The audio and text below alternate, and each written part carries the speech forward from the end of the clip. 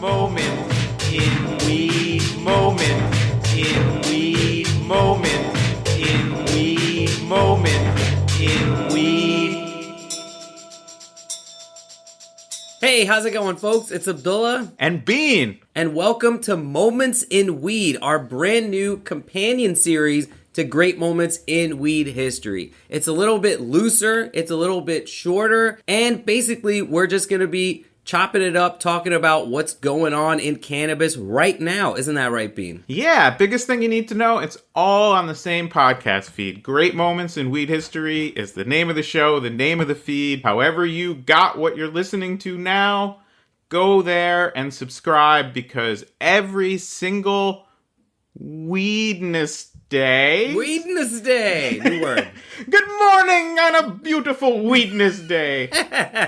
Some people, I think, we're hearing still call it Wednesday. That's obviously getting... very passé. Yeah, but for all of us, every time you see it's Weedness Day, there's a new Great Moments in Weed History episode. If you support us on Patreon, you will get the video version of this show. Bean and I are doing this over Zoom right now. We've been doing that for a little while, so if you've already been supporting us on Patreon, you know what we're talking about. But if you would like to see me and Bean in the face while we do this show and get all kinds of other fun bonuses, please go to greatmomentsinweedhistory.com and support us on Patreon. We love our patrons, and we're always trying to hook you guys up with bonus content, so you will get something out of it. And if you don't have the ducats to support us on Patreon, but you still love the show and want to help us out, please tell your friends about Great Moments in Weed History. We are pretty much shadow banned on all platforms because we've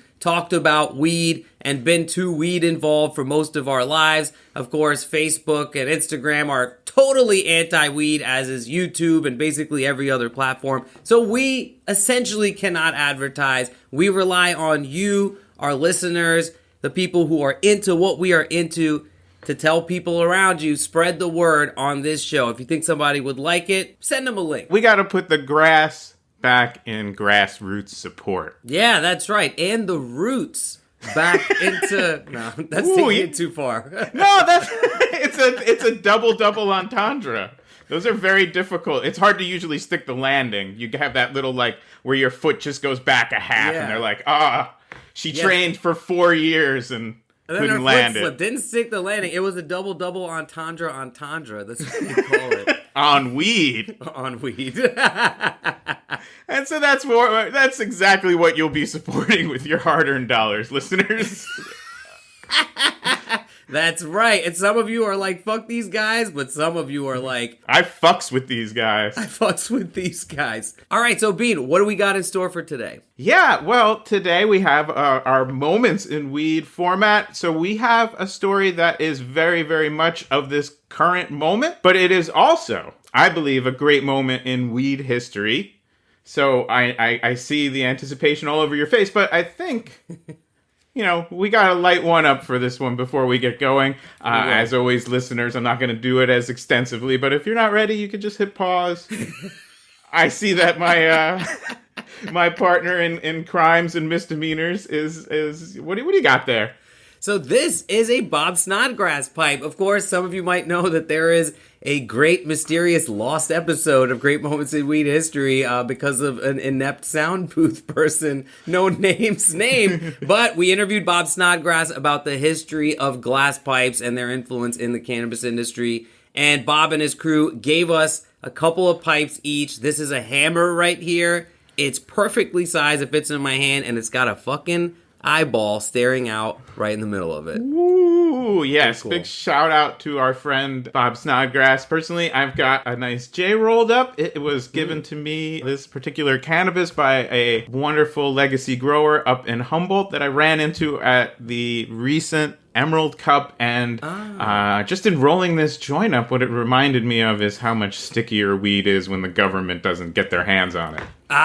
They hate the stickiness. They want to take it away from you, and they're succeeding. If you've noticed, your weed has not been as sticky. No, well, how I realized is that my grinder got stuck, and then you get into that pickle jar situation with it. I have seen grinders that are like Tut's tomb that have not been opened in decades, centuries, millennia, and they're like, it's closed. There's like 2 grams of weed in there that I was grinding when it got stuck, and they've been in there forever. They're fermented, barrel aged. This is an old school one, predating many of our listeners, but it's a bit of an Al Capone's vault situation.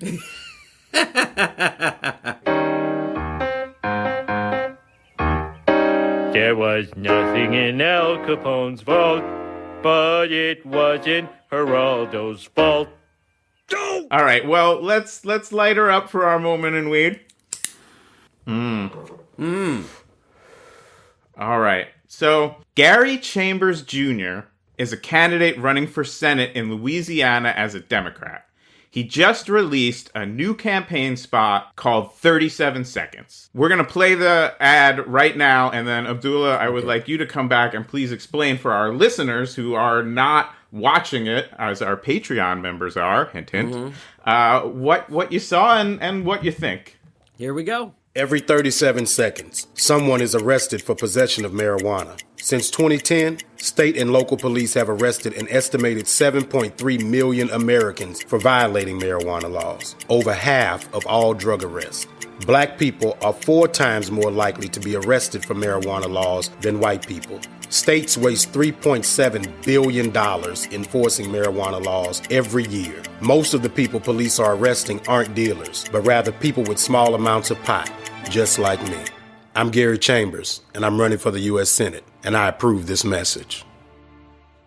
Okay, so my fist has been in the air for an entire 37 seconds. I am very on board with Gary Chambers. I think this is an incredibly clever ad because it's exactly 37 seconds long. And he's saying that every 37 seconds someone is arrested for cannabis in this country. And he's smoking a blunt throughout.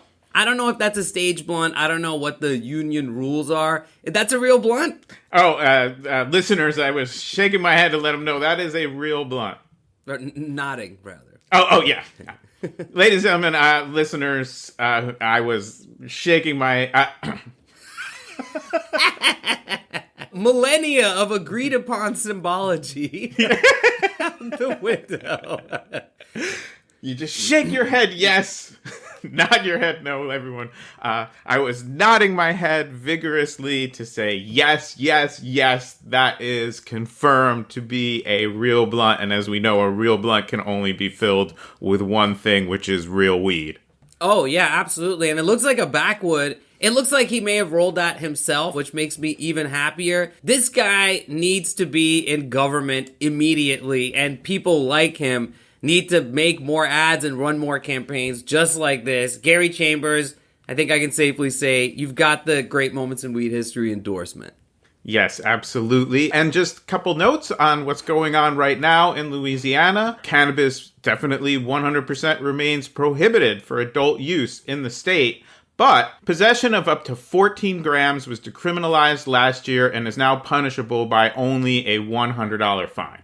Oh, that's fantastic. Okay, so this is a decrim rule that you've seen in a lot of places. The first place that I reported on was Philadelphia. That was the first major city in the U.S. to do this type of decrim. It's like under a certain amount, it's just a ticket, which is great. Of course, for our cultivators and purveyors of fine cannabis all over the country, we really hope that it's fully decriminalized and that you can carry an ounce or a quap or a pound or a kilogram if you're into the metric system. But this is really great progress for a state that has had draconian cannabis laws leading into the legalization era. In your professional opinion, 14 grams is decriminalized. That's a pretty sizable blunt he's smoking in the ad, but well under 14 grams, right? Well under 14 grams. 14 grams would be a half ounce. I would say the most that he has in that blunt there is like 3 grams, and I think that's being generous. It's probably more like 2, but 2 grams is a perfectly acceptable and healthy amount of weed to go into a blunt. Particularly if, like the next senator from the great state of Louisiana, you appear to be smoking it to the dome. Yeah. And just before all you Louisiana state narcs get in your cars and start looking for the Mr. Gary Chambers Jr. in New Orleans, where the ad was filmed. Police recently announced that they will no longer issue citations over simple possession. Well, that is really great. It's also going to save them a lot of time and trouble. But as we know, the police traditionally like to arrest cannabis users in places where they can, because it's a lot easier to deal with a cannabis perpetrator when you're taking them through booking than it is a wasted, bead-wearing frat boy who's been drinking since dawn.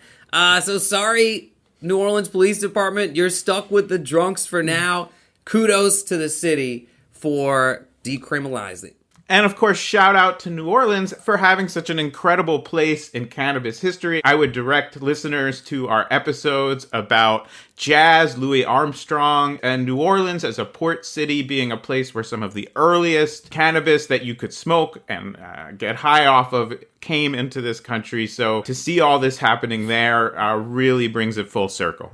Yeah, absolutely. So if you are in Louisiana, vote for Gary Chambers. Gary Chambers, consider this a free campaign ad, and we would be down to have you on the show. Go Gary Chambers. Yeah, and I just thought we might do a quick fact check. I think this is going to be very quick on some of the claims in this ad as a way to bring these issues to light. Black people are 4 times more likely to be arrested for marijuana laws than white people. Yeah, that rings true. This is a statistic I've been hearing since the beginning of my career in cannabis journalism, and being yours, which of course runs even longer. In fact, I think it might be even more disproportionate depending on how far back you go. Yeah, absolutely, and depending on where you are. And this is with black people and white people using cannabis at roughly the same rate. Yeah, that's right. States waste $3.7 billion enforcing these laws every year. Yeah, it's called your municipal police budget. It's about 50% of your city or state taxes that are going towards enforcement. It's a lot of money that could be going towards schools or those potholes. Would you rather give your teachers a pay increase so that they're happy when they're teaching your kids things? Or would you rather pay cops to arrest people for weed? And let's just wrap this up with one line from, this isn't in the ad, but this is in a press release that accompanied the ad. And so this is still Gary Chambers talking. For too long, candidates have used the legalization of marijuana as an empty talking point in order to appeal to progressive voters. Yeah, and now this is absolutely true, because a lot of times they're really just speaking to the interests of their business donors who have a stake in the potentially very, very large cannabis industry. So they'll be like, we got to legalize it, whatever. And unfortunately, that is the motivation for the change in regulation as opposed to injustice, right? So it's really refreshing that Gary Chambers is pointing out specifically, this is not so that a bunch of people can make more money off of dispensaries, or so that the state can make more money off of cannabis taxes at 25 or 30%, right?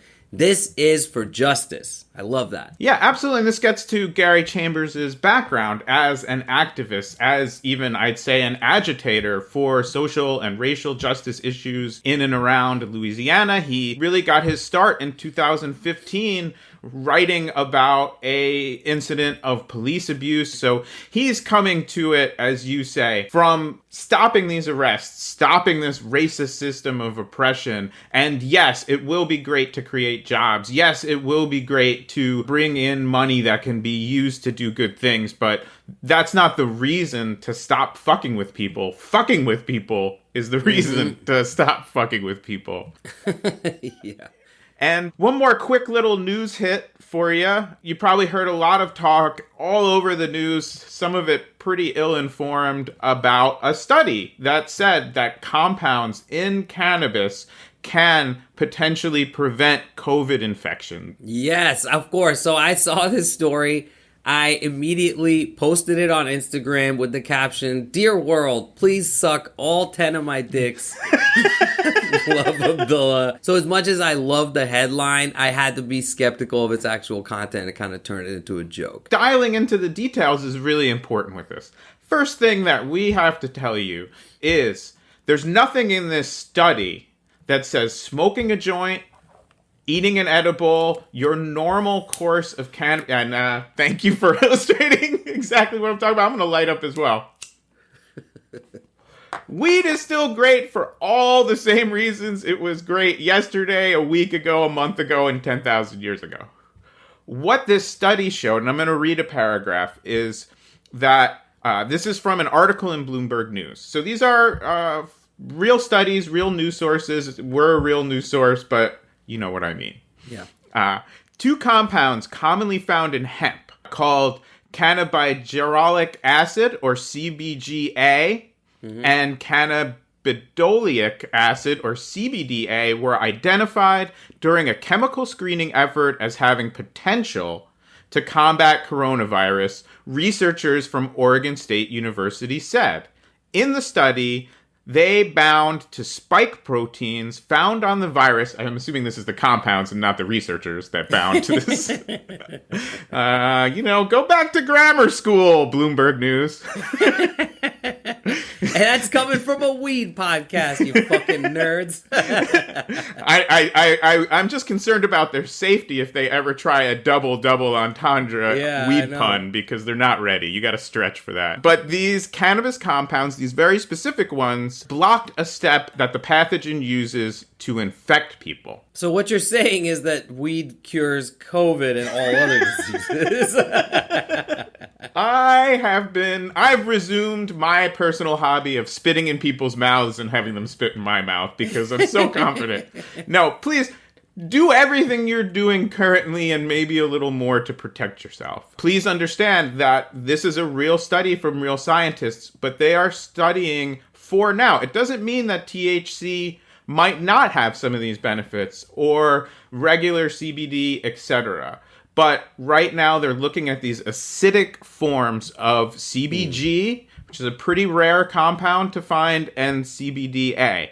Now, guess where you can find both of these compounds in the acidic form that was used in this study? I happen to know for a fact where. Tweedle Farms at TweedleFarms.com, our longtime sponsor. They offer tinctures and other products with concentrated amounts of CBG, of CBN, of CBD, of all kinds of cannabinoids, basically everything except for THC.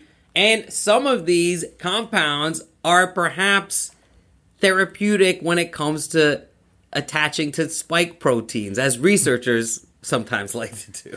Yeah, if there's not already a couple of tiny nano researchers clutched on, and bless them, they're doing great work. You might want to send some CBDA, some CBGA. You can go to TweedleFarms.com. You can use the promo code Great Moments. I only feel responsible in saying this while also saying it will not convey some superhuman immunity on you. This is very preliminary research. This is something you can do in addition to everything else you're doing to keep yourself safe. Yeah, so to cure all diseases and ailments known to man and become a godlike figure who can actually levitate off the ground, go to TweedleFarms.com, use promo code Great Moments, all one word, lowercase, and you'll get 20% off of your order. So if you're interested, go check them out, TweedleFarms.com.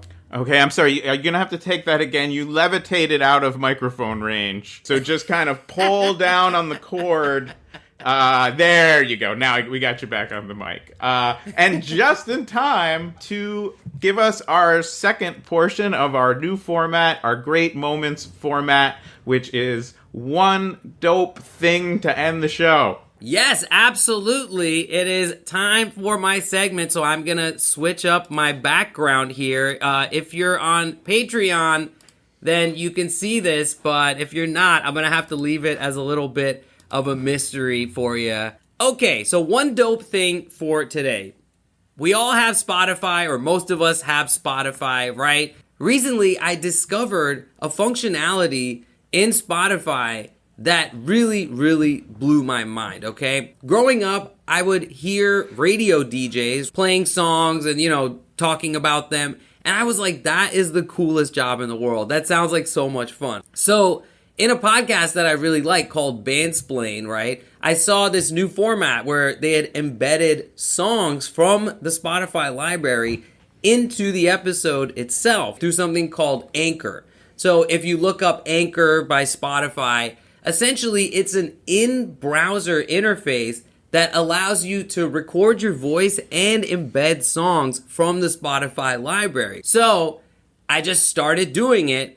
My show is called Abdullah's Radio Show. Very creative title. To tell you the truth, I was really just trying to like get through that part so that I could start recording and be like, just test it out, like see what it's like. I made a very crappy logo, which is gonna stay there forever. I don't care if anyone listens to this thing. It's kind of just a repository of music for myself, right? And I go through like, the new episode is Rock Bands of My Youth. So there's like the Meat Puppets and Faith No More and Nirvana and stuff like that, right? And I sort of talk about each song, and it's brought me so much joy, right? That I want to encourage everybody out there to give it a try. Do your own radio show. Bean, you definitely gotta come on to Abdullah's radio show as a guest. I would really love that. So we'll definitely do an episode at some point and sort of go track for track. Bean, what do you think? Yeah, I'm into it. I have not had a chance to listen, but I am definitely down to not only do that, but to guest. And I have to say, I grew up watching a TV show. I think I'm going to splice a little something cool in. I don't know what it'll be yet. Called WKRP in Cincinnati. I know the show. It was about like a rock radio station in the 70s. I feel like the first person I ever in my youth saw on TV and thought were cool was Dr. Johnny Fever and Venus Flytrap, the two cool DJs at WKRP. I feel like maybe you and I have a bit of a Dr. Johnny Fever, Venus Flytrap vibe going. I'll leave it to the listeners to decide who's who. All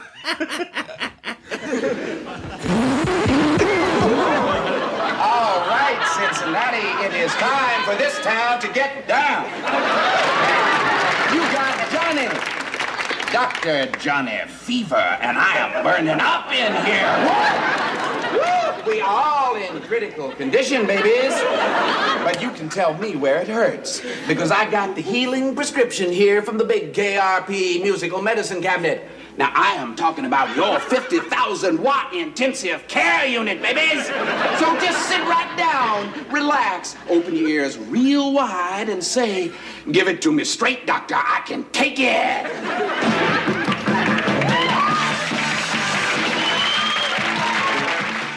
Yeah, man. Well, all right. I think I'm going to have one more moment in weed with you. I'm about to cook a little lunch here at Casa de Bean before I chop this episode up. I'm going to throw on the Abdullah show while I'm making my lunch. Nice and blazed up. And we will catch you next time. Next Weedness Day. Every Weedness Day.